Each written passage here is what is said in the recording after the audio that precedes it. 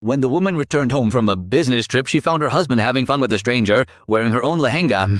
The woman angrily asked, "Who is this girl?" The husband, unfazed, replied, "Your mistake. This is my new secretary. She wanted her wedding dress, so she wore your lehenga." But the woman immediately saw through the story. The secretary, feigning innocence, said, "Madam, it's my fault, not sirs. If I've hurt you, please forgive me." Malayal, "I couldn't find another wedding lehenga." With that, she slapped the secretary hard on the cheek. Seeing this, the husband immediately stood up for her. Just then, the maid came in and said, Sir instructed I've moved all of Madam's belongings to the guest room."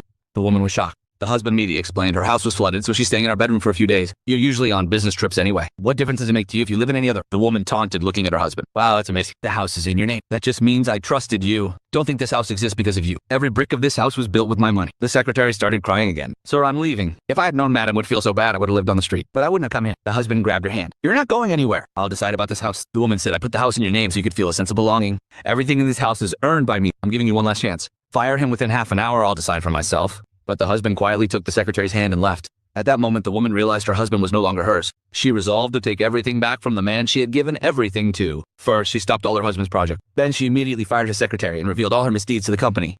The office staff began taunting her. She wore another woman's lehenga. She took away her bedroom, and now she's even lost her job. Seeing her husband approach, the secretary suddenly staged a scene and threw herself on the ground. The husband came running to her, and without asking anything, he blamed his wife. "What a cruel woman you are." When the woman tried to leave, the husband blocked her path, apologized to her first. Seeing her husband stand against his wife for his girlfriend, the woman was completely heartbroken. She told herself to play the CCTV footage. Everyone should know the truth. The footage clearly showed that the secretary had fallen on purpose, but even in the face of the evidence, she made excuses. "I was afraid Madam would hit me, so I slipped," she said, and the husband once again believed her.